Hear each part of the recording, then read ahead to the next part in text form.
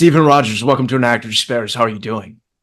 I'm perfectly delightful. Thank you. Thank you for having me. It's such an honor to have you on. You know that you and I have spoken privately. I got to know you a little bit, and it's been a long time that we've been trying to make this happen. So I'm really grateful for your time coming on and giving back. And it's going to be so fun to finally dive in to hear your story. Well, good. I love talking about myself, so we're Yeah. good. So Good we're in a thing. good place. But it's been so cool, as I was telling you before we recorded, going back into your work, starting from what is the beginning, working way up to now. And then I know some things you got coming out soon. So I'm really excited to talk about that as well. But as my guests know, or as my audience knows, I like to start at the beginning. Where did you grow up? Assuming I did grow up. Um, I was all my people come from Seattle, but my dad produced regional theater for a living, so we would move around wherever he had a season. So it was like being an army brat, but with theater, which And was sort of an odd way to grow up, which I didn't know at the time. But when I could see it through my friend's eyes, I was like, oh, yeah, I guess no one else does that. and were you moving around the state of Washington or moving around America? I mean, sometimes we would stay longer in some places than other places, but no, I could tell you what's a theater town and what's not a theater town, even Wow. though it never comes up in conversation. It's in my head. I feel like I'm giving away the end here, but obviously everything's going to be great. Having read that and that coming out soon, I feel like I've gotten to know your life a little bit. Yeah, that's a movie that I wrote called Everything's Gonna Be Great, and it's based on how I grew up, but it's not a documentary or biography because no one would pay to see that, frankly. I think people might, but I think you're If their so. last name were Rogers, perhaps. But tell me at what age? Because I feel like every kid, when you're growing up, you don't know what you have is abnormal until you have something to compare it to. So how long until you were in school did you start to realize this theatricality was rather abnormal than? I have a very odd situation because I was actually in a play before I ever saw a play because I was so young. Because they just put us. I did everything, and so did my brothers. So I loved that world, and that was what I preferred more than school because we were really brought up backstage in the theater. And were you playing roles in the productions? I was like the third Munchkin on the left in The Wizard of Oz. Maybe you saw that. Uh, no, I mean that I remember that was the first time I'd been on stage, but I don't think I saw a play before that. So my perspective is, oh, I like when the light was on me. I don't like being in the audience. I want to be up there. And obviously having all of these things produced, were you reading scripts like at a young age? Was that something that was a part of it when your dad would decide what production to do? It wasn't because he was asking our opinion about what to do. It was because he didn't want to pay for a reader during the auditions. So from the time I was maybe 10, and my brother's the same thing, we would read with all the actors. And my dad loved money. So he didn't want to pay for audition space. So they would hold auditions in our den Wow. for for whatever play we were doing, and I would be a reader, and sometimes it was really inappropriate. But I loved it. I mean, I feel bad for the poor actors who came in to somebody's house, and then there's this wide-eyed 10-year-old who's reading opposite them saying five Trojan women or whatever I was reading, and then they had to act with that. Wow. That must have been, I mean, that sounds so cool to me and so enticing. Like, what an experience. But obviously, at that time, you're growing up and you have this I going on. No, I loved it. You I did. loved Yeah, yeah. And did your siblings as well? I think so. I think like any family, you also rebel from it. But we all worked you know, at the theater. My brother was stage manager. I was the assistant stage manager, or I would do props, or I would push scenery, or I would be in it, or sometimes I would sneak in it. Wow. Depending on if there was a crowd scene, I would just go. It's amazing. I love that. And you said, obviously you were quite nomadic because of the nature of the work. You know, was that then making it hard for you to find friends outside of these productions because you were constantly restarting schools, I imagine, all It was, over? I mean, it wasn't always. Sometimes we would stay places, longer than other places. But yeah, I think I just preferred that, uh, the theater to, school and those people. And certainly it did not make me fit in when someone is talking about whatever sports team in that area, that they're all rooting for. And I'm talking about Ruth Gordon. Yeah. Like yeah. And I could have played along and I could have just learned what team that was and, fit in. But there was just part of me that I guess was rebellious and was like, no, no, no. I might not know who that quarterback is, but do you know who Eileen Heckart is? Wow. And of course, they would beat me up, and rightfully so. You know, But I mean, you're so cool, and I would have loved to have known you as a kid. And I think at those times, you don't really appreciate the depth of that because you're so caught in trying to fit in. So I think that's it. Now it's all worked out beautifully for you in the best way. But I'm curious then, at what point did you find yourself interested in storytelling and arts in general? Was there a moment where you really could have been a production, a specific production where you felt like this is what I really want to be doing? in terms of writing, Just being a part of the arts, I guess, like a real well, I mean, call. I always was, and the second that I turned, well, I was 17 when I moved to New York. I didn't go to college. I went to the Neighbor Playhouse, which is an acting school in New York. I was so fixed and ambitious at 17, and I knew what I wanted to do, which was to act. And I just thought, serious actors go to New York, you know. So I wanted to be serious. And I looked at just actors, I guess, that I admired, and they went to the Neighborhood Playhouse, and I auditioned and I got in, and I was going. I knew what I wanted to do, and I loved it. I loved it because you go to school from 10 to 6 and you're learning how, you know. Wow. It, And it, with Sanford Meisner. it was with Meisner. Yes, with Mr. Meisner. Wow. That must have been such an experience. I'm so envious of that. So for you, it really took acting at first, was the first way you thought Yeah, you would. Interesting. And yeah. was that from being part of the productions or, Must have and, been. Must have Mhm. been. And also, I think in terms of writing, just being exposed to all kinds of plays or musicals or, and sitting in the audience and understanding a rhythm or how you can take a pause and then go and how to fill that pause and the power of, I mean, I was just exposed to a lot of stuff that even if I didn't know, even if it was all subconscious, I was learning. So that it must have helped. And then when you came here, did you have an idea of like New York being the theater epicenter? Was that what attracted to you? Obviously. Oh yeah. Well, it was that, but also I wanted to learn how, and I thought that's where you learn. I thought I knew, but I wanted to really learn. You Wow. know, And talk to me about landing here and then going to the playoffs. Was that a good experience for you, training wise and it life was wise?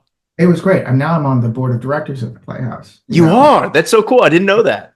And I mean, if you would have told 17-year-old me, oh, you're going to be on the board of directors, I know for a fact I would have said, yeah, because when you're 17, you think you're going to be it, you know. Uh, but I loved it. It was my version of college, I suppose, because I didn't actually go to college. And how long is that The a two-year two-year 2 year? program. Yeah. Wow. But I'll tell you, because it really prepares you in some ways, but it does not, at least at that time, it didn't prepare me what to do when I graduated.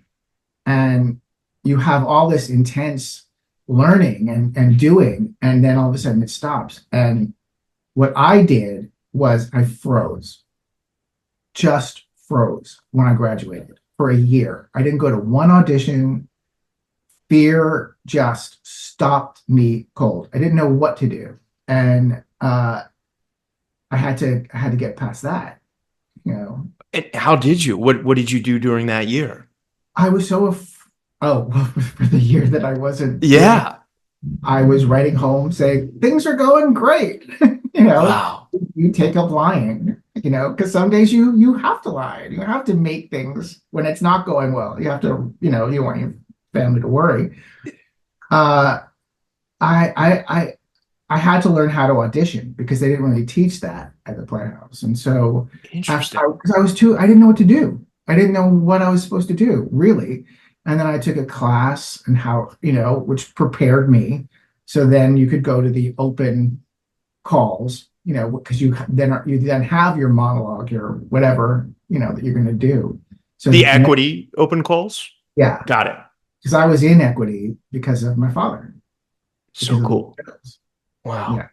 And then at a certain point there in that year, do you feel like you had to kind of like refine your voice in some way? Because I think I just did what everyone did. Is like you form a theater company, you know, with people who also graduated, and you put on, you know, if someone writes a play and you all do it, and you know, we did that. And one of the people who was in our theater company was an agent, and so she would send us out. And I think the first thing she sent me out on, I got, no you know, way. uh, and it was The Foreigner by Larry Shue. It was this play called The Foreigner, and then I would do that play a lot, like all over. It was being done a lot, and I was like the Yul Brynner of The Foreigner. I would do it, you know, everywhere. And then I did it in Los Angeles, and I won a prize, like a critics prize. And I just thought, well, no one in New York is giving me a prize. I'm going to move to Hollywood Wow. and be a movie star. And so I moved out here because I live in LA. And then I found out that pretty much everybody who does a play out here gets a prize. It is not what I thought, you Yeah. know. And then I wanted to be in movies, but they didn't really want me. And so I just thought, oh, I'll write my own. Wow. Because And I was so young, I didn't know that everybody did that. I didn't know it was impossible. I didn't know. I thought it was my idea. You know, I didn't know that everyone does that. the bravado of youth. I love that. And were you writing it all during your time in New York, or was this something that you finally just decided I'm going to be writing now as well? I wrote it so I could be in it. That was the motivation. It was not like, oh, I have something to say. No. It was, I want to be in the movies and they're not doing anything, so I'll do it. You know, I was delivering pizzas at Maria's Italian Kitchen in Brentwood. Wow. Maria was not Italian. She was not even a woman. She was Wow. a Russian man, at least where I was working. And I knew I was going to get fired. And I wrote, and so I was just like, all right, I'm going to write this thing. And I had gotten invited to a film festival that a friend of mine had a short film in France. And I wanted to go. So I wanted to finish the script by the time I would have to leave, but I didn't have any money. So I threw a party for me and I made everybody give me $10 and it worked. So I was going to go to Europe. I finished the script and I gave it to my friend Shannon McMahon, who worked at the Travelodge, because that's how well connected I was, you know. Wow. And I thought she was going to give me notes on it. And instead, she gave it to a friend of ours who was a writer. And then he showed his wife, Elizabeth Seldes. And when I came back from that film festival, she was an executive at MGM. And she was the one who said, you have a literary agent. I was like, I barely have a talent agent. You know, no, I don't have a literary agent. And so she was the one who gave it to different agents. And then they called, and that's what got me started. Wow. And at that point, having, something as amazing like that happen and someone really advocate for you, did you feel a greater draw to writing at this point, or was it still really both acting Uh, and writing? no, it was acting and writing. But can I just say that 20 years later, this is just like a coda to that story. 20 years later, uh, Tonya is out in theaters, and I was a producer on that. I wrote it, but I also was a producer on that. And Elizabeth Seldes, who was the one who gave my script to all the agents, gives me a call. She was married to my friend Matthew, and they got divorced, but I sort of got custody of Matthew. And so I kind of lost track with Elizabeth, but she calls me up and she says that she wrote her first script. A lot of it takes place in the theater. And because of my background, she said, would you read it and tell me if I got that right? And I was just like, Elizabeth, if you wanted me to type it, I would type it up for you because you're Yeah. responsible for my career. And so I read it and I really liked it. And she said, well, I know you're a producer on Tonya. Would you produce it? And I said, yeah, yeah. And it was this full circle moment. And we got it done this year, as a matter of fact, with Jessica Lange and Kathy Bates. And it was on HBO called, Amazing. yeah, called The Great Lillian Hall, written by Elizabeth Seldes. Wow, that is such a great story, Stephen. Thank you for Yeah, sharing yeah. that. It's nice, you know. So Full circle. beautiful. And Yeah, that's so cool. And shout out to Elizabeth. And I'm curious at that point, then when you got the literary agent, yeah. obviously now for any of my audience listening in 2024, it's a very different hostile landscape to what it was at that time. Is this at a good time when you could still really sell specs and get some good meetings? Like what? They were they were definitely, yeah. Okay, so it was my friend, I think it was my friend William Calvert, because what happened was the agents would call and I stopped answering my phone because I wanted them to leave a message on my answering machine so I could play it for my friends, because they weren't saying, oh, come in and audition, which is what I was used to.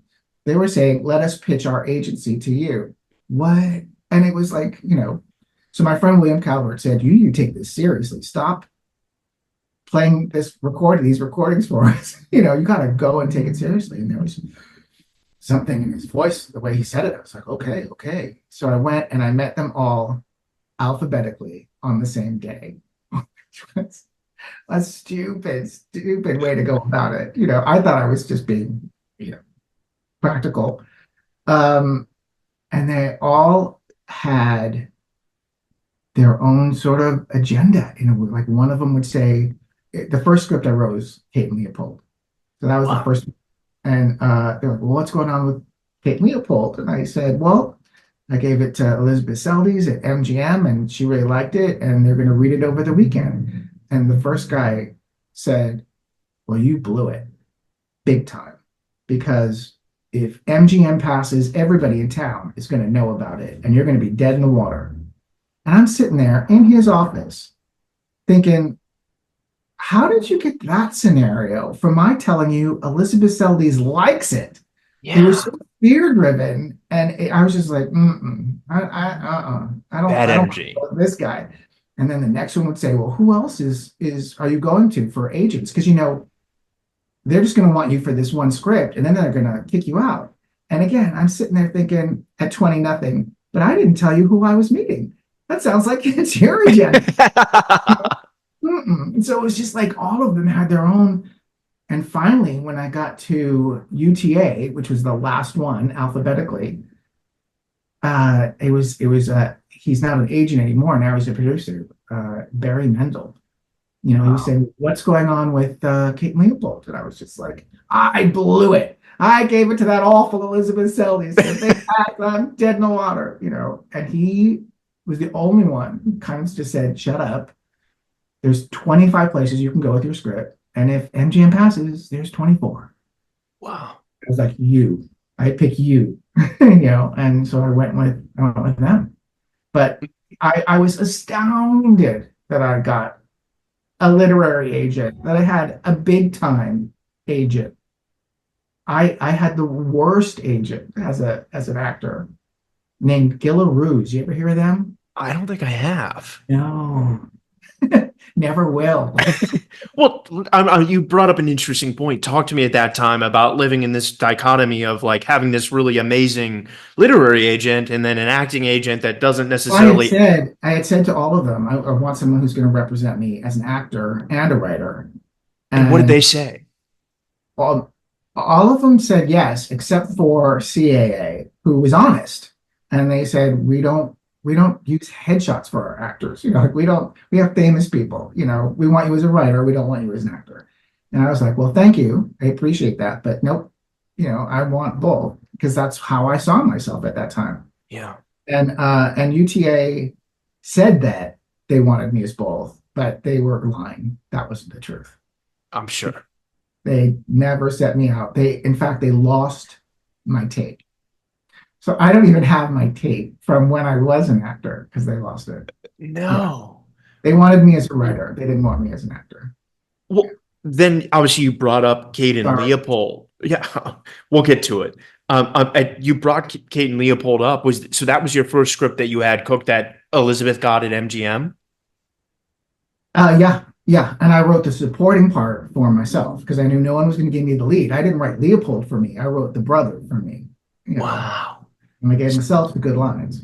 That's amazing, as you should. And then at that point, then was UTA trying to sell it for you and get Yes, it made? yes, yes. And And it was an experience. I mean, and it was different then because they were making things and they were, people were saying yes. And the way that the spec market, I don't know if people know or are interested. yeah, please fill us Uh, in. First, you have to get producers to say yes, preferably a producer at each studio. And then if they say yes, the executives read it. And if they say yes, the head reads it. And then they say yes or no. And every producer said yes. Every executive said yes. So I was in my head spending the money, Wow. And they used to throw money at you back then. So I was like, oh my gosh. And they were all saying, this is going to be big. This is going to be big. So, and then the day comes when, like, you get, I guess, that Monday when they read it over the weekend and it was pass, pass, no, no, no. Everybody turned it down. And I was like, wait, what? What? That never occurred to me that it, it was going to get passed. And they're like, it's okay. We'll use this as a writing sample. I was like, a writing sample? I don't want a writing sample. I want a movie. I want to be in it. Yeah. Because I was so young. I didn't know, but everybody passed. And then MGM said they'll option it for some of this money. And then they're like, okay. And then Miramax came in and said they would option it. And then suddenly it started to go up a little bit. And then I remember they said, I mean, this was actually good advice that UTA gave me. They said, MGM is going to pay more, but we think you should go with Miramax because it's more prestigious. It'll be better for you, even though MGM's offering more money. Well, an agent is saying that. I mean, but not having money, and I think it was like $50,000 more if they make the movie. And I was like, $50,000? They're offering $50,000 more, and you want me to go with these people? Miramax? I said, tell them they're offering me $50,000 more. And they said that's it. That's their best and final. And I said, go back and tell them. And Miramax went up. You know, so I got that, and I went to Miramax, and it was really a lesson for me because I had no experience. I had certainly not negotiating, certainly not going or telling your agents what to do. But there was just something in me that was practical, or I just said, well, that's wrong. But whatever it was, I won, and I got it. And it must have informed something in me to listen to what I wanted. Yeah, to your gut. And Yeah. that's so amazing. And at that time, obviously that must have been just incredible for you to go from, They living. No, I was in a one-bedroom apartment in Santa Monica across from the cemetery, which I found really encouraging because I felt like it was just saying, go out, do something. You're going to end up here. Do it now. Yeah. Uh, but it wasn't a lot of, I mean, it was a lot of money to me, but they optioned it. I mean, I think they optioned it for $75,000. But in that 75, I was supposed to do, I think, two rewrites and a polish for 75. And then if they make it, I think it was like 300, and then the 75 is deducted from that. So Wow. that was the deal. So, but I mean, I like $75,000 was tremendous. I never had any kind of money like that. And So it was interesting to watch. my family experienced that because it went from what are we going to do about Steven to why can't you be more like Steven? Like that. No way. My poor brothers didn't know like what just happened. You know, And how did your dad handle it? He must have been so proud loved of it. you. Loved it. Wow. Oh my God. He was, I think, living in the Oakwood apartments at that particular time because he and my mom On had got, Barham? yeah, No he had, way. he had gotten divorced, my mom and dad, and I think he was living there, and he would take the UTA script and go sit by the pool, just like waiting around for someone to talk to, So cool. and then just brag. He was proud of you. That's so cool. I'm proud of you hearing this. This is such a cool story. I was very happy that he got to see that. And and that's interesting because obviously, like, having gone back through your filmography, that film got made later. So then was that stuck in development for a while? It took them longer to ruin that movie than some of the other ones. Yeah. So then talk to me about this time then. So you sell that film. Obviously, you didn't know at that time it would take a while to get made. What are you doing in the interim? Are you still auditioning acting wise for what you do get from I your mean, I agent? wanted to, but they weren't truthful. They weren't sending me out for anything, And I would say to the talent department, can I get a meeting? Can I get an interview? Can I get anything? They say, Yeah. yeah, but I mean, they never one time did. But I was busy rewriting Kate and Leopold, and then the agent that I had, I was saying, should I be going on meetings? And he was like, no, no, no. What you should do is write something else. Mm. And I thought, okay, I think I should be going on meetings. I don't know why I thought that. I just thought that's what you do. I don't know. So I wrote the next script, which was Hope Floats. And I remember I finally had money in the bank, which I never had. And I thought, I don't want to just work. I want to have fun too. So when I first started, I said, all right, I'm gonna just do 5 pages a day. And if it takes me all day, it takes me all day. It takes me a couple hours, I have the rest of the day free. Now it turns out 5 pages a day is a lot. Yeah. But Crazy. I wrote Kate and Leopold in 3 weeks Really? because I was just sitting on my bed, not wanting to deliver pizzas and looking for a way out. And I didn't know that was fast. I was just like trying to get this out before I got to go to this film festival in Europe. Yeah. I wrote it quickly. And, But and I didn't know it was fast. I didn't know. And then Hope Floats, I guess I wrote in a few months, like most people do. Uh, and then I gave that. There was a new agent who had been an assistant and he just got promoted. And his name was David Kramer. And he now runs UTA. currently does? Yeah, Oh, yeah. wow. And so he called me up and he's like, "Oh, I read Kate and Leopold, and I'm a big fan of yours." Well, I didn't know that's how people talked out here. I was like, "I have a fan? I have a fan?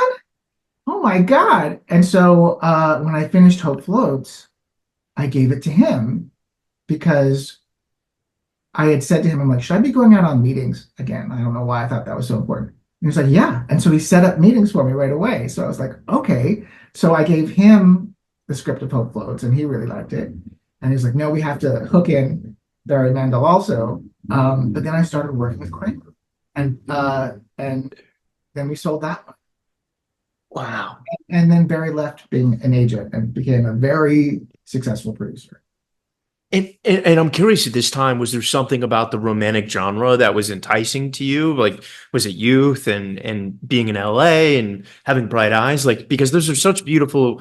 I rewatch Hope Floats and I'm so sorry. I no, I actually love that movie. I forgot how much I like. My mom loved that movie when I was a kid, so I've seen that movie so many times, so I totally forgot because I've always loved Harry Connick Jr. and my mom randomly grew up with Sandra Bullock in Arlington.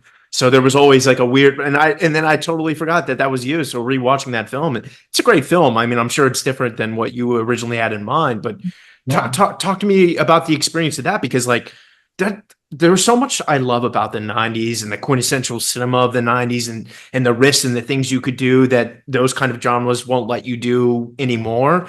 But I actually love that film and I so don't talk. think it was. I mean, I think that people were making those at the time, so it wasn't any. Like now, they're having a hard time. Now they're not even making comedies. I know. It's crazy. I'm just like, what? But they Yeah. were doing they were making those Meg Ryan, romantic comedies that Nora Ephron would do so well, So it wasn't, I didn't really think about it. I remember making Hope Float's a woman and her daughter, just because I didn't want to be compared to my life as a dog where it was boys. So I was like, well, I'll make it a girl. Oh. Didn't So really, there is a lot of you in that movie then. I mean, I don't know. I I don't want suppose, to get too psychiatry here, but I just, I suppose there isn't anything. yeah, totally. You use yourself, you use your sensibility, you use your subconscious. And so I think that's where a lot of it comes from anyway. Um, Now that wasn't a great experience, that Hope Floats. So Well, as much as you can say about it, obviously, like having Forrest Whitaker direct it, like I imagine at this point, because that was your first one that got produced, right? yeah, Were you an integral part of the production, the casting, or did you pretty much sell it and then it was out of your hands? no, I worked with Linda Oakes on it, and I had a ticket in my hand to go location scouting with them. That was all great, and then they fired me. Yeah, What? when I got fired. So yeah, yeah, and then they hired, Crazy. yeah, because they were like, oh, we really want to protect this script. We love it so much. And then they fired me and changed it. And it was hard for me because I was so new. I didn't really know that people looked you right in the face and lied, and Yeah. so it's like, it's a good lesson. So I guess it toughens you up and it makes you canny and it makes you certainly not so wide-eyed, but at the same time you lose something that I was fond of. It was very hard. I left the country. I went to France. Wow. That's your refuge, it seems like. Good things happen when you go to France. But obviously, this must have been your first experience because having been in the theater for so long, a play is written and it's mostly done as it's written. For Yeah. you, then obviously having a film that you sell, then it kind of stops being your thing once they take a hold of it. What was the Yeah. experience for you then seeing that morph into something that was not what you Uh, wrote? I mean, there's stuff I can say and stuff I can't say. But Yeah, I'll tell you this. There was a line, I mean, in the movie, like her marriage breaks up on this talk show. She thinks she's getting a makeover. Instead, they tell her that her husband's cheating with her best friend. And so she takes her little girl and goes back to her own hometown. And the little girl is mad as a hornet because she wants to be with the dad. She doesn't want to be with the mom, but she's with the mom. And in the original script, the mom was like, I think she was like 45. She was older. wow. She was an alcoholic, but trying. Her life had fallen apart. In her old hometown, she was the beauty queen. She was all this. And now she's going back to that as a big flop. And in my version, they're in the car going back to the hometown, and the little girl is like just mad as a hornet, you know. And she says they pull into the hometown, and the little girl says, "What's that awful smell?" Just because she's like mad at the mom, and the mom says, "Failure." She's like, "You and I are gonna fit right in." And then I'm watching the movie, and the little girl says, "What's that awful smell?" And Sandra Bullock says, "Cows." Oh my God. Oh man. People are gonna think that's what I wrote. What's that awful Oh. smell? Cows. Oh man.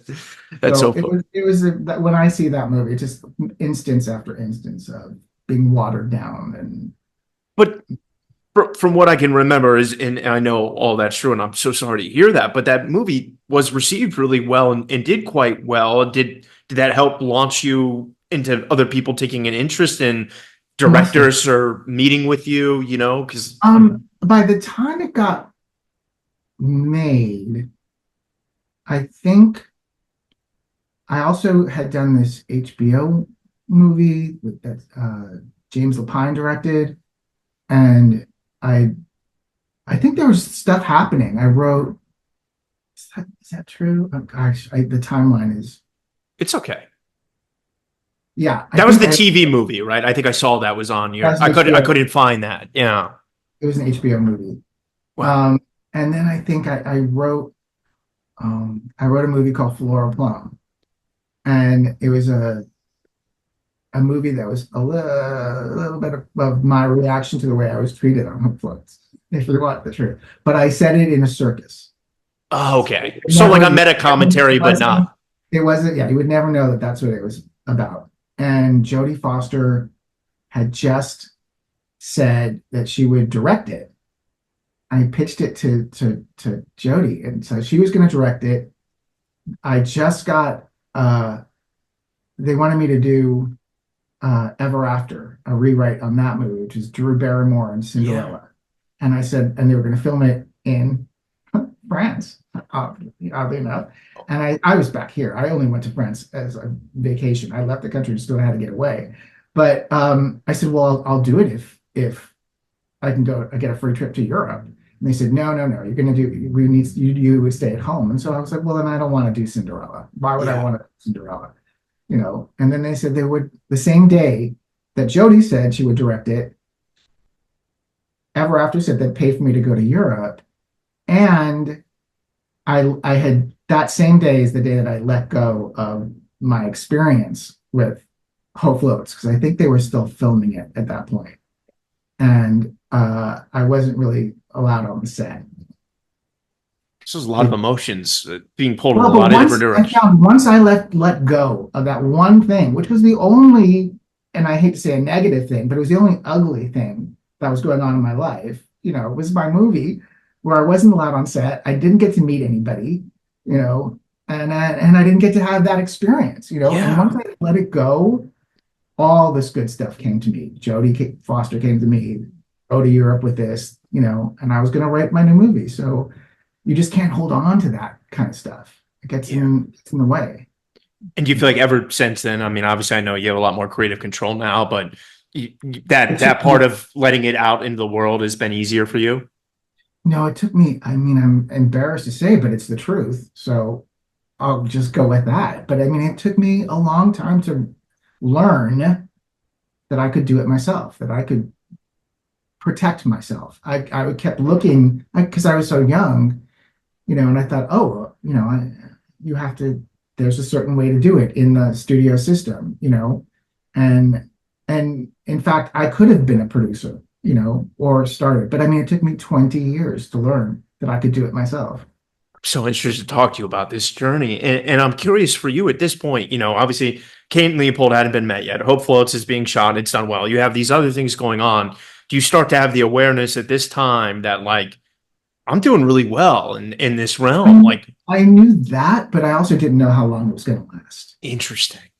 I just felt like I don't know how many stories I have to tell, and I don't know how long I can ride this wave. I mean, I'm doing it now, and my agent, was like, book this, take this job, do that, and he was getting me more and more money, and I'd never had money before, and suddenly I had a house, so I Yeah. mean, that is a big change. But then you also, I mean, I want, and I don't mean this in a jerky, pretentious way, but I want to be an artist. And what I mean is like, that's what I respect and that's what I want to be. But it's always this dangling carrot, it's always like, no, I want to be better. I want to be better. So, I mean, I've always really, really cared, and I wouldn't take on like two jobs at once, which, my agents weren't happy with, but I was just like, no, I, you know, I want to be good, and I don't think I can be good like that. And I But think I was right for me, you know. but you're such an artist, and I hope you know that. I mean, I love watching your work. Rewatching your work was such an honor. It was so much fun, and seeing all of the growth and everything that's happened. So at that time, I know similar to acting, at least I can imagine that you do one thing, and then suddenly the business really wants to see you do that same thing over and again, even though that's probably perhaps the last thing you want to do. Obviously, I see that Stepmom was next on the list. How did that happen as you had a rewrite on Ever After and this thing with Jody possibly go? I met Jessie Nelson, who is a writer director, and she is great. She's like the person I go to this day for advice, professionally, and in life, But I met her, and she was working on Stepmom at the time, and she wanted to work with me. And so the script was being rewritten by Jessie and her writing partner, Karen. And then she also wanted me to work with her. So it was just this very, I was just like a hired gun. Mm. It wasn't my story. Uh, Gigi Levangie wrote the original, and then someone rewrote her, and then we were rewriting the person that rewrote the original. I don't like working like that. And since Stepmom, I don't believe I've done it. I don't rewrite other people because I don't want to be rewritten. Yeah. I don't want to inflict that on somebody else. And if I am going to do it, I get the writer's permission first. Otherwise, I'd rather write my own stuff, but at that time, I was like, okay, I don't really know how to do this, but Jesse would come to my house in the morning and we would work together, and then she would give me homework, and I'd do that in the afternoon. And in the afternoon, she would go to Karen's house and write a scene and give her homework, and then we'd do it over and over and over until we rewrote this. So I never worked with Karen. I only worked with Jesse. So it was I was just a hired gun. Yeah. Okay. That makes sense then. And And Ron Bass came in and rewrote all of us. wow. It's the rewrite, the copy of the copy of the rewrite of the So rewrite. yeah, so I don't feel a big ownership It to and at this point though, having those and even having your name associated with them, was UTA and your agent at this point, like what, I know it was still kind of early in the, you know, proper amazing television that was coming in the 90s, but was there any pull to get you on a show at that Mhm. time? No, And not you that. had no interest at all? No, television was a separate thing entirely. And but no, when you say that, I remember uh the very first review of Hope Floats that came out, because I was very nervous because I did not like the way it came out. And I just thought, oh, they're gonna think it's my fault, but I didn't like I was rewritten on that, and I was very nervous about it.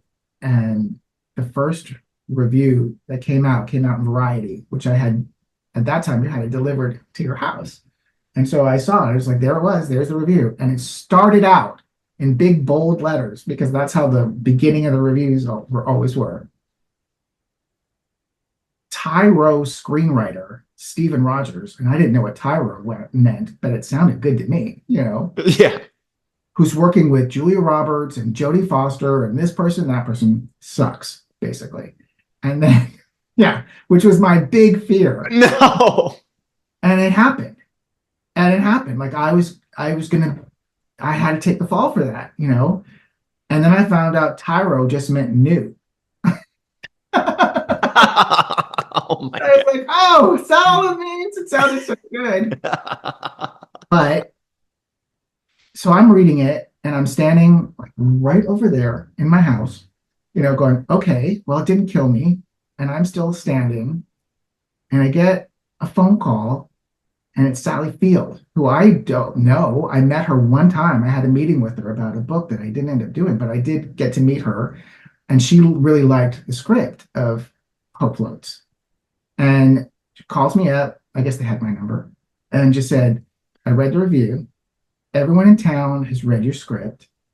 I'm going to take you out to lunch. And she did, and she's like, this is one small moment in your great big life. It doesn't mean anything. We're going to talk about it. She was just looking after another artist, So and cool. I just thought, would I rather have that experience and a bad review in Variety, or not that experience and a good review? And I was like, oh, I'll take the Sally Field. Yeah. Isn't that nice? That's so nice. And how did that meeting go? I mean, did she really boo you and buoy you? And I mean, I'm so starstruck yeah, how could you not be? at that time. And I don't think I've ever seen her again. I've never run into her. I've never, but I always, of course, I'm always, whenever I see her, I'm always like, oh, that's a good person, a A good human, genuine human. That never happens. That's so amazing. And just I, looking after someone whose work, got and destroyed. but so many more amazing things were coming. And at that time, then, were you really trying to kind of shift genres? Like, what were you writing at that point? I don't know that it was, to pick something is very hard for me. I don't know. I mean, I guess I was offered stuff, and, they were, at that time, I wasn't really happy with the way they were coming out, but I thought that's what it was. I just thought I write them, they ruin them. Yeah. I didn't know. And and that was a big, long lesson I wish I learned earlier that, oh, I can actually do it myself. But I didn't. Interesting. And I learned at later. and I'm curious for you, like how does your process, and I'm sure it's changed over time, but for writing, how does it happen? Does an idea come to your head and you outline first and then kind of figure it out as you go, or like, I wish I outlined. I should outline. I'm too lazy. I don't do it. You know. If I mean sometimes it was a book I would adapt. P.S. I Love You was a book, so I could just do that. If I had my own idea, then I would just work on that. Yeah, it like on I, Tonya, I remember my niece was over and usually we would watch an old movie that she hadn't seen, but there was a documentary on 30 for 30 that Nanette Burstein did about Tonya Harding, and my niece had never heard of Tonya Harding. And I was like, well, let's watch that because that's going to be crazy.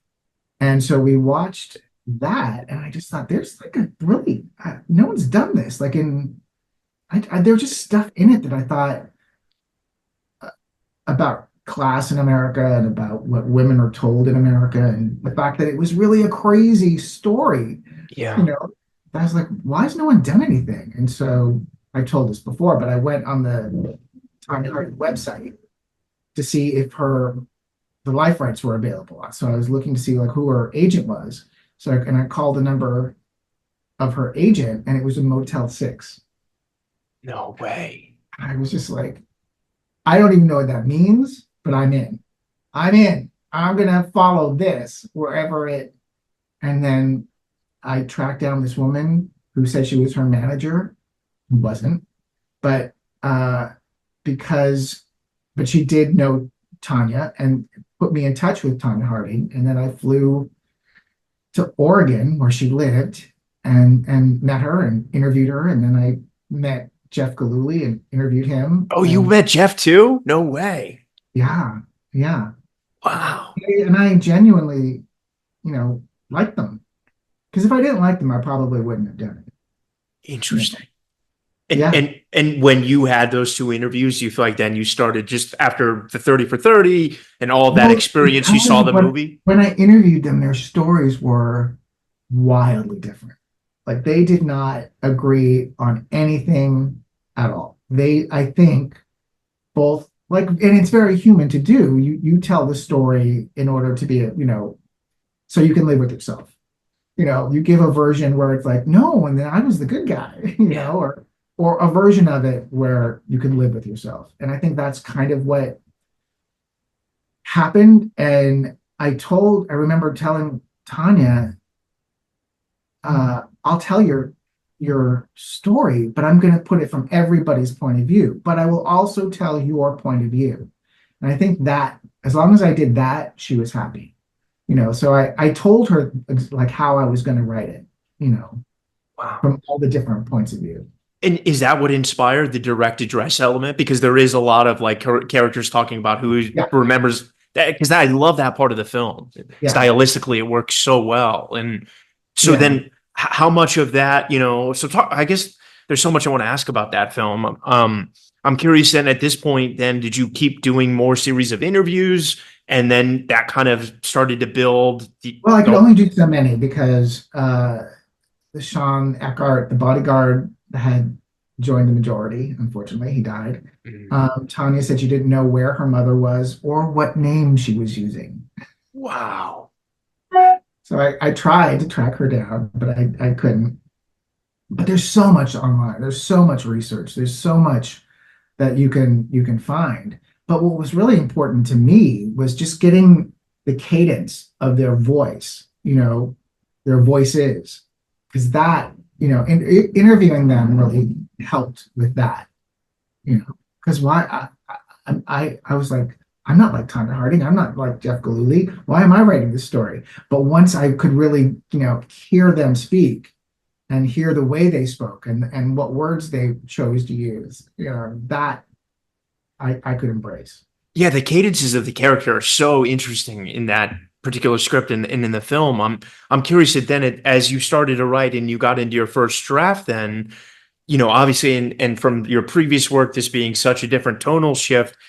Well, I was reinventing myself for sure. I had to because I wasn't getting hired anymore.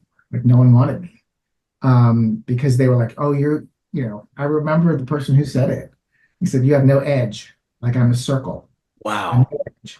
And then when Tonya came out, they were like, "We need an edgy writer like Steven Rogers." And I'm like, "I heard what you said before." That's amazing.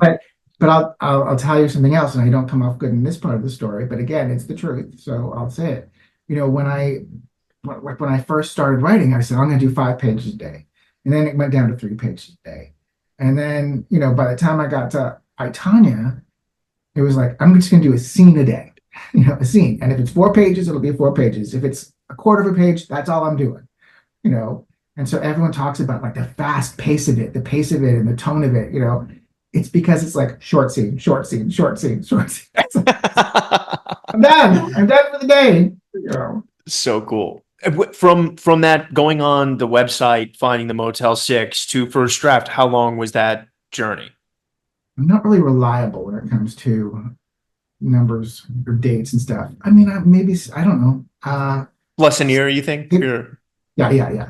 Because you mentioned I think I researched it. It took me longer to really research it because I said to Tonya, it's like you need to get a lawyer, to do for life rights. And she didn't want to pay a lawyer, so she was looking for someone to do it for free, and no one wanted to do it for free. So while she was looking for the lawyer, I was just doing all this research.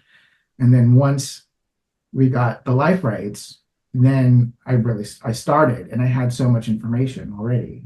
Wow.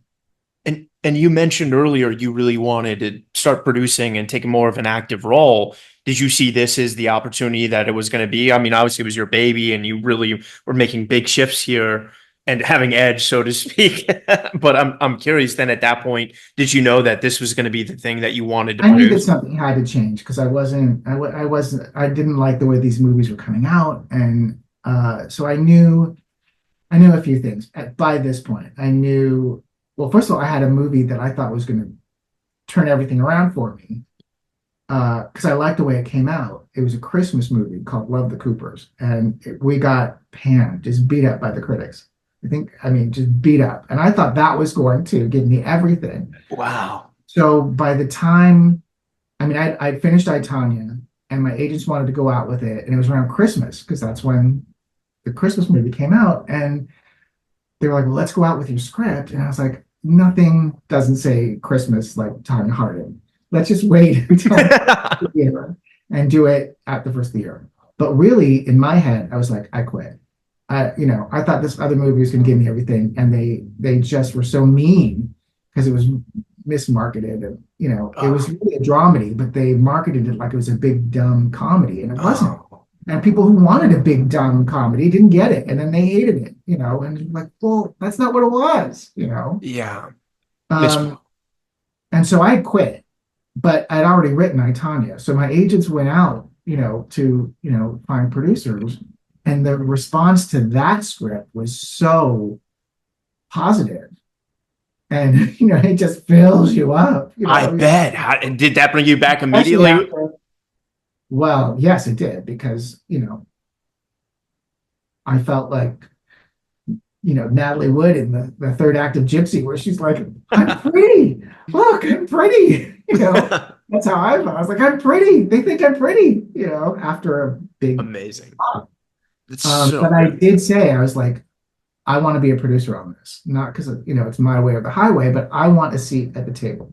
Yeah. And I also knew that this was not a studio movie, that we were going to do this independently, because they never would have let me do what I wanted to do. They never would have let Allison say my storyline is disappearing. What the fuck, Yeah. Makes sense. I'm like, it doesn't make sense, but it's right, because the characters don't make sense. Totally. And it's like no one has said that doesn't make sense. I was like, no, it's the biggest laugh in the movie. And when you got this amazing feedback, and then you knew it was going to be on the independent route, and obviously I know Margot has Lucky Chap. Was she the first to kind of come to the script, or did you come to her, or who was the first to jump on board? I was meeting with producers and I had narrowed it down, I think, to two. A lot of people turned it down, by the way. So just to be clear, if people are writing scripts and they're getting no's, it's like people say no all the time. Yeah. I mean, the majority, the vast majority of people said, "Oh, we love the writing, but we don't want to do it for Tonya." But we had a couple of people who said yes, producers, not financiers, just producers. Wow. So those days of everyone saying yes for Kate and Leopold, it's like that's not. It was tougher all of a sudden, Wow. And maybe that's an indie thing because this was my first independent movie. Uh, but I narrowed it down to two, and the one that I was gravitating towards, I caught him in this lie. It was a stupid lie. It was a white lie. It didn't mean anything. But because I have baggage about being lied to, I was like, that's it. I'm not going to go with him. I'm going to go with the other one and they were much bigger, and they're also managers and they have big famous people, and everyone was Yeah. saying, go with them, go with them. But I actually kept thinking, I think I want to go with the other guy. And so I was talking to my friend Jesse Nelson, who I get advice from, and I said, I think I should just go to the big ones. And she was like, no, you have to confront the other one and tell and ask him what happened and how he reacts to that is how he's gonna react in the trenches when you're making the movie. Wow. Right? Sage advice. Become friends with Jesse Nelson. Yeah.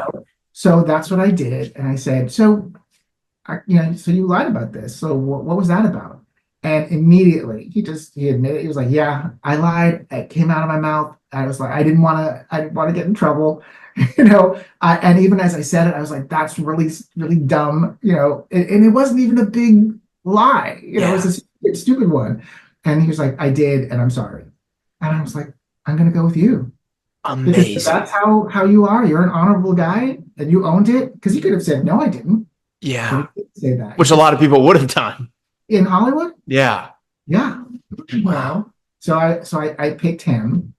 And then the day after I picked him, I had given the script to a neighbor of mine who was a manager at 360, Jill McElroy. And because she heard me talking about Todd Harding and Jeff Galooly, and she's like, oh, I want to read that. So she read it and she was like, who'd be, I was like, well, how much should I tell?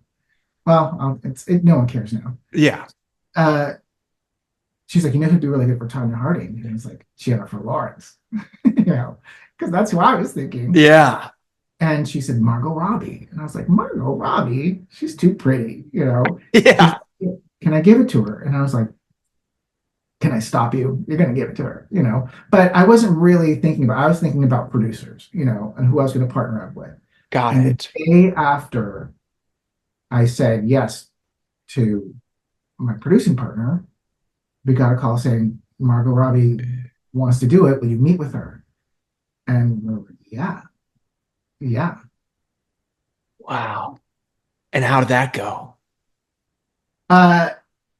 It went really well. We met. I remember we met at the Avalon Hotel poolside because Brian Unclis, who I was producing it with, his office was just a dump, and it was right around the corner from the Avalon, And so we met there poolside, and I was hoping she would, not be so beautiful, and I don't say ugly herself up because no, I know, yeah, ugly, but dressed down or whatever. But she's so beautiful, but it just doesn't work. But we talked and we met, and when we were talking, it's funny because when she first read the script, she thought that she didn't know it was a true story. She thought it was my genius as a writer. And then and I was like, don't tell her.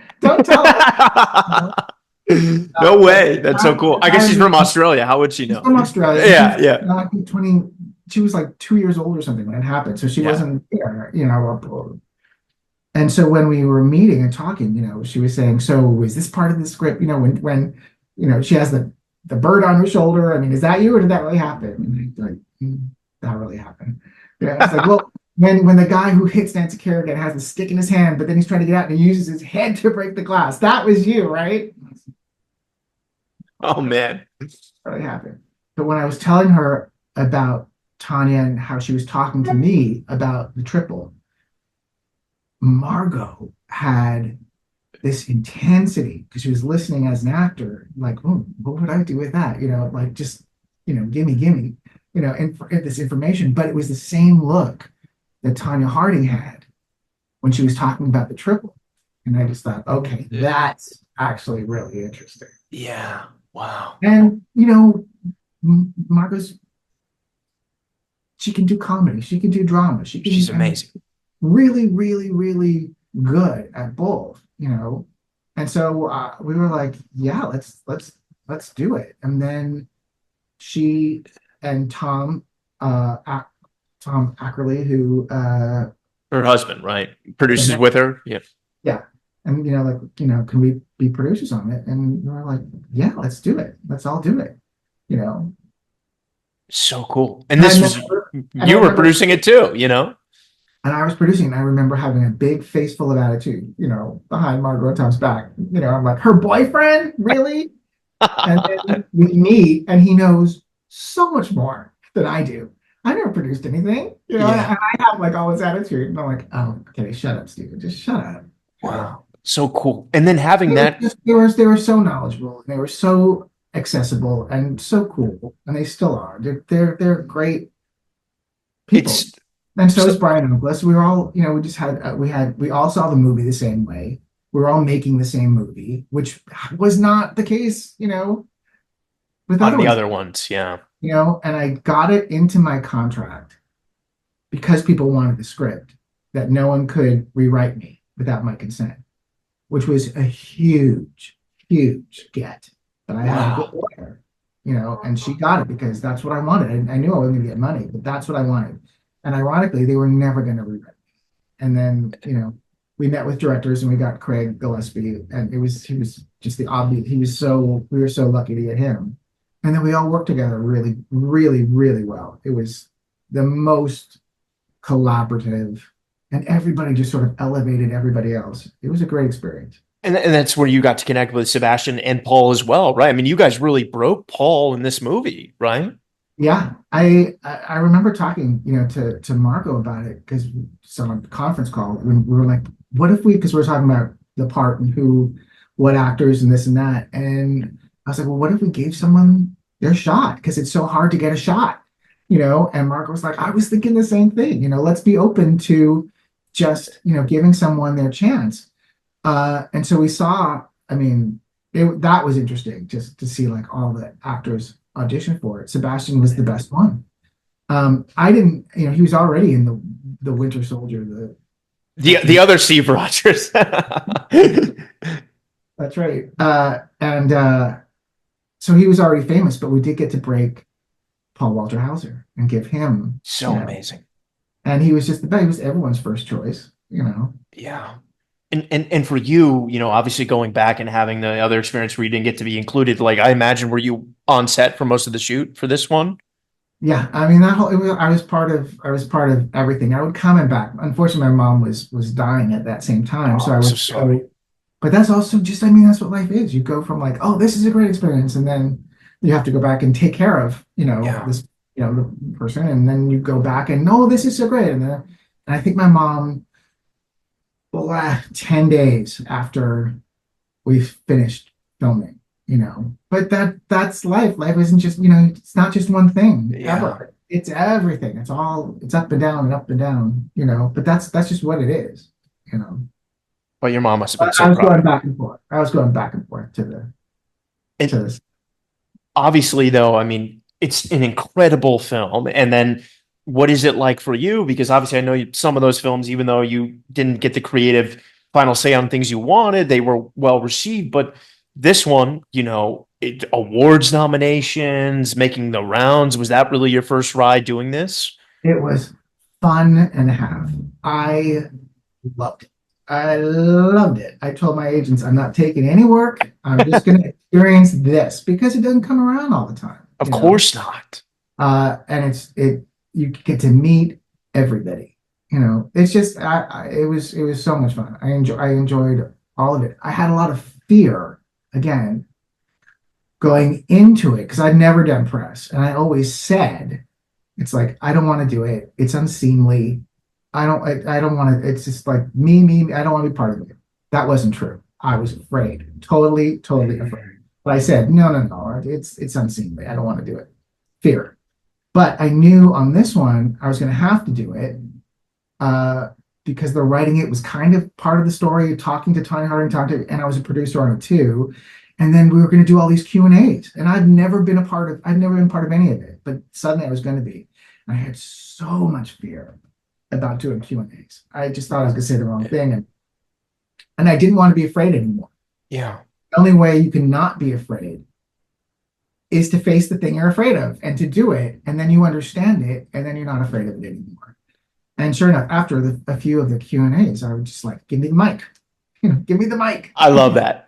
You're such a good chatter and you're so charismatic. Then, I mean, obviously you got nominated for a WGA Best Script Award. I mean, that must have been so flattering, and to see your artistry come through and everything in the final product is there. I mean, I'm so proud of you. Thank you. I got nominated for a lot of stuff and I lost them all. Yeah, but it's just the beginning. I didn't win one thing. But you know what? It was so much fun. It was so much fun. And I didn't have to make a speech. And I didn't have to, which is like nerve-wracking, Yeah. And by the way, Allison won everything. She won everything here. And that was so much fun to watch and be part of. And I've been friends with Allison since I was 17 years old, because she was at the neighborhood playhouse when I was at the neighborhood playhouse. And Wow. all the time. Another full circle moment. And I wrote the part for Allison. Wow. And when the script went out, I said, no one can rewrite me. And the other thing I said was that Allison Janney is playing this part, or I don't want to come in for a meeting, and I want it in writing, because I had that experience before, and I was, and they wouldn't use her. They're like, she's a TV star. She's not a movie star. Wait till you see her in that movie. And then she wins the Academy Award. And I just wanted to go back to that person who said she's a TV actor and say, yeah, I see what you mean. Yeah. And I mean, what is that moment? Yeah. Like, what is that like? Your good friend from your first place you studied acting to then winning the Oscar through your film. I mean, that must have been. It made it very, very, very special. I was sitting right next to her when she won, and to watch her walk up those 8 steps in that big, bright red dress, because for the part that I wrote for her to win an Oscar, and I was not shy about saying to people before we started filming, I'm writing her the part where she's going to win the Oscar. And I did say it. And it's a stupid thing to say. And yet. Amazing. I mean, such a cool moment. I'm so proud that happened. Yeah. And at that point, then I imagine, because of everyone involved, how amazing the project is, how well it's received by the business, then your phone is probably ringing in a way it hasn't maybe ever. No, I was, well, when I started, it was like that, and it was like, oh my God. And when people read the script to Hope Floats, that got a lot of attention, because everyone reads the script, and especially in the beginning, I was good, and I was new, and I was cheap. Yeah. And that is a winning combination in Hollywood. And then you sort of become more successful, and then you become more expensive, and then people don't want to pay, and your career goes up and down and up and down. I've been flavor of the month, and I've been told I'm cold and they can't do anything with me, and then, you reinvent yourself, and that's what you have to do. And it's not a bad thing. I think it's a very healthy thing to reinvent yourself. You feel stuck in a rut when you're just doing the same thing. It's a good thing to do. And I was doing it on I, Tonya. I think Craig Gillespie was reinventing himself, because, he was doing these bigger budget movies that weren't really working, and after Lars and the Real Girl. And he was like, I can go back to the indie, and now, you can't get him. He's booked for years in advance. And rightfully so. I think Margot was reinventing herself as a character actor more than just the beautiful, ingenue or whatever. Brian Unclis was reinventing himself. He had just left where he was working at Color Force, and he started his own company. So we were all reinventing ourselves without knowing that's what the other one was doing. And then, of course, we were reinventing Tonya Harding. Yeah. So it was just we all were doing it, And you brought the boulder up the hill in the most beautiful way, and I'm so proud of you on that. And then, obviously, I don't want to take up all of your time, but you did Iron Mike next. Then was that a logical next step for you, having Yes, already worked because in the everyone who would look at me would say Mike Tyson. I mean, obviously, with like the athlete and troubled Well, that was past. I think it was Craig's manager, Darren. I think it was his idea, who said, why don't we get the team back together? Because we had a great time working together and pick a person. I Tonya them for 8 episodes, and then the next season we'll pick somebody else. And why don't we start with Mike Tyson? And I was really interested in that because I just thought his life was so interesting, Totally. But I was like, You saw I the don't one man show, I imagine. know. No, I knew about it, but Oh. I never saw it. And I purposefully didn't see it once we were writing it because I didn't want to use anything Mm. from it, even subconsciously. Uh, And this is your first television, right? yeah, yeah. Well, yeah, I did that The TV movie. and Tyler book that I adapted. Yeah. Huh. But this one, but I said to them, I was like, look, I think it's a great idea, but I have a couple of problems. I don't know how to tell a story in 8 hours. Like I'm very concise now as a writer. Yeah. I don't know how to do that. And Craig was the one who said, well, we'll do half hours. It's like half the work. That sounds good to me. I said, and Amazing. I don't know if I get Mike Tyson's voice. So let me research it. Let me write the pilot on spec, and let me just see if I can do it. And so I wrote the pilot on spec to see if I could capture his voice. And then they liked that. And then the pandemic happened. And I remember we had to pitch it to places and not in person on Zoom. And I was like, Oh I'm not doing God. it on video. What are you talking about? And now everything is on Zoom. Where are It's you? crazy. It makes me a little sad, but I mean, it's just I guess that's the state of the world we live in now in this telecommunicating time.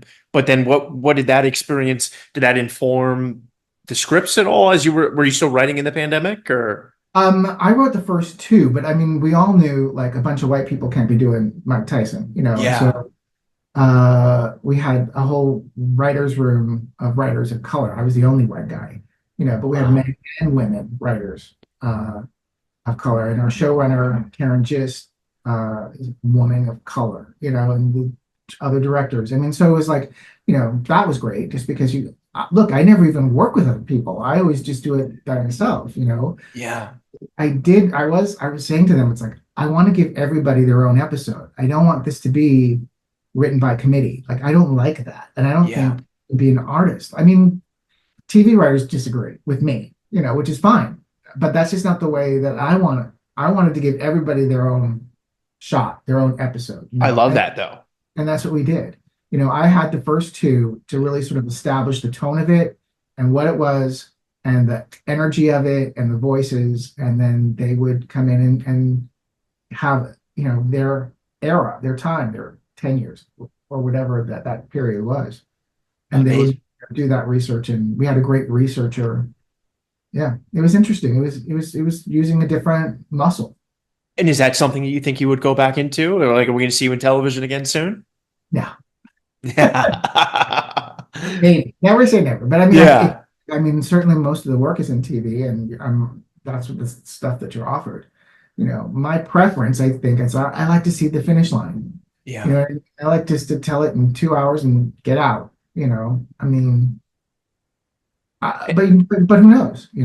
Yeah, but we need more films, and I love the films that you make, and that kind of segues me into the one that's going to be coming out. Hopefully, I think in 2025. I think you can maybe hopefully June. say Yeah, everything's going to be great. Talk to me yeah, about this one because bringing it back for everyone who's listening at the beginning, this one is a little bit more not fully autobiographical, but there's a lot of you in this one. yeah. It's based on how I grew up, And and yeah, and Allison Janney is playing my mom, and Bryan Cranston is playing my dad, and Chris Cooper is in it, and Laura Benanti and Katie Huffman is in it. Simon Rex too, right? Yeah, yeah, yeah. So cool. And how did that was that something, after I, Tanya and Iron Mike, was that something that was always kind of in your mind for It catharsis was having No, I think I was just getting offered every true story. I wasn't getting offered anything else, and I didn't really like most of them. And then once I got offered the Colonel Sanders story, Oh my God. because that's cinematic, that'll pack them in. I was like, well, why don't I just write my own? Because I know that the way that I grew up was unusual and interesting. And so to me, it was just like a Valentine to creative people, Yeah. you know, to, I mean, you go into show business, and I know I'm the last one who still calls it show business, but you No, go into hardly. it and you have to have an element of, I mean, call it faith that they'll work out right, or denial that it'll work out right, or not facing facts, which is what Ruth Gordon said. You can't face facts, but you have to have an element of that. And I certainly have it. And it's just sort of a Valentine to those people who dream really, really big with the odds against them. Yeah. And it's one of And the most beautiful scripts I've ever read. I had the chance of reading it. I'm so excited for the world to see it. thank you. I'm hopeful. And talk to me, now that that's out, and I think you have one other thing that might hopefully happen at some point. What is most New one. interesting? Yeah. Can we talk about that at all? I mean, we can. It's very premature because it's not set up anyplace. I just finished it. We do have Incredible. attachments on it, which are nice. I kind of don't want to say, only because it hasn't happened Don't. Yeah. and it could all just go away, but it's not going to go away. We're going to make it. But And it's a flat out comedy, and it's it's really funny. And then the themes of it sneak up on you, I think. And so by the yeah, end, it was actually really moving, but it's really, hopefully, very funny. yeah, it's amazing. And I'm curious for you, like, do you have an idea of where the business, with everything going on now, where you want to focus your time? Do you want to keep writing more films? And obviously, I know you have one that's going to come out soon, potentially one that's going to enter production as well. Do you have some other ideas kind of in the back of your mind? God, as long as my agents aren't watching this, I'll tell you, they won't watch this. Yeah. They're sick of me, I'm sure. Uh, no, I just had lunch with two friends of mine, and one of them was saying, "Well, what's on the bucket list? What have you not done?" And I was like, "I think I've done everything. I don't really." And before I could say that out of my mouth, like speaking in tongues, popped, "I want to write a play. I want to write like a Broadway play." Wow. I was like, "Oh, I guess I want to do that," because that's what popped up. I could So, see you be oh my God. I you cannot know, wait to, I just feel like I kind of want to reinvent myself again. I kind of want to shake it up, and I want to do something new, and I want to, exercise a different muscle, yeah. because you get, I'm like, because it is getting harder. It's getting harder for movies to be made. Yeah. You know, If you don't mind, let's talk about the state of the business for those. Obviously, everyone's pretty aware, but it's a very strange time, and the legacy studios really aren't making films. I mean, even at all, that aren't some IP comic book derivative thing, and that's just kind of the reality of where it is. And then the things that are in streaming are also kind of starting to fall into that trap post prestige television now. So, like, how are you staying inspired during this kind of well, strange time? like I said, I live in denial. Like I don't face facts, and I have faith. I honestly, I do. I just have belief that, what I'm going to do what I want to do, or I'm going to do what I'm going to do. And it's not ego faith. It's denial. It's, when people, like on the new script, but some people who have turned it down, they're like, well, people aren't making comedies anymore. And I said, I know, that's why I want to make a comedy. That's why we But need that's them. why you do. But you're just like, okay, then it's not you. You're not the right fit. I don't take that personally. I'm Yeah. saying you're not the right fit. Or the new one is a period. It takes place Oscar Day, 1964. So it's a period, and people are like, no one wants to see a period movie. What was the last period movie that made money? I'm like, you mean like Oppenheimer? Yeah. You Also know, based on a real thing.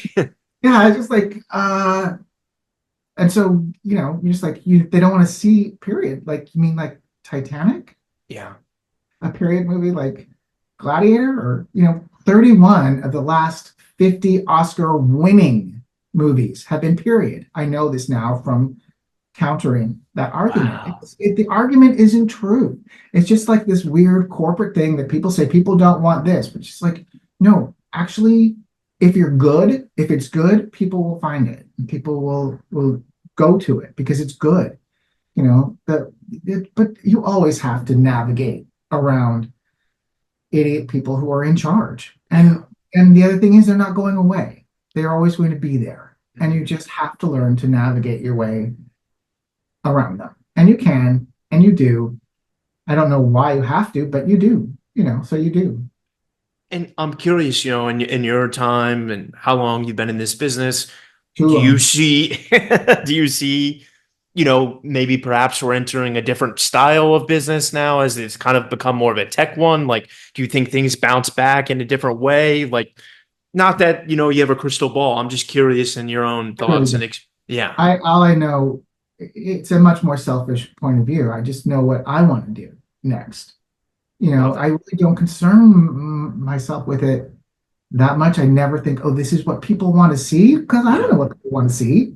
I just know what I want to see. I've never tried to be commercial. I don't know how. I think you failed that way. What you have to do, if you're a writer, is write what you want to write and not listen to what they say is going to work. Because the more you listen to yourself, the more that's going to be your voice. And that's what people are going to respond to. And that's your talent. And that's yours. And that's special because it's individual, and you own that. So I just always just do what I want to do. It sounds selfish, but honestly, it's like, no, I want to be an artist. And that's how I can be an artist, is just to do what I think. And I don't feel competitive with any other writer because when like the Writers Guild Award, they had all the writers who were nominated up on stage together for some panel for a Q&A. And I didn't feel competitive with anybody because, I can only tell I, Tonya, the way I'm going to tell it. Guillermo del Toro is going to tell it the way he's going to tell it. And it's going to be totally different than the way Jordan Peele tells it or, anyone else tells it. So I don't Yeah. feel, you're just like, that's your talent, you know. And so I just feel like you have to be really kind to yourself when you're working and kind to yourself when you're writing. And if you have a bad day, you say, well, I'll be better tomorrow. And most likely you will be, you know. So Beautiful. Thank you for sharing that, Stephen. That's so I just think beautiful. you have to, be kind to yourself first, and give yourself a break a little bit, and not just beat yourself up. I don't know. I don't think that, because a lot of times, it's like, yeah, you have a bad day where you're like, it is not coming out good at all. And then your subconscious sleeps on it. And then you go back to it the next day and you're like, oh, this is what it is. And I don't know how that happens. It's Yeah. subconscious, but that happens, so you just have to have faith that that will happen. And it doesn't. Thank you for sharing. So powerful. And you're a true artist, Stephen. I mean, your work is so beautiful. And I feel like everything that people are going to see in 2025 and going forward and everything that Well, people are going I wish I lived in your version of my life. to. No, you're That's amazing. very And comforting.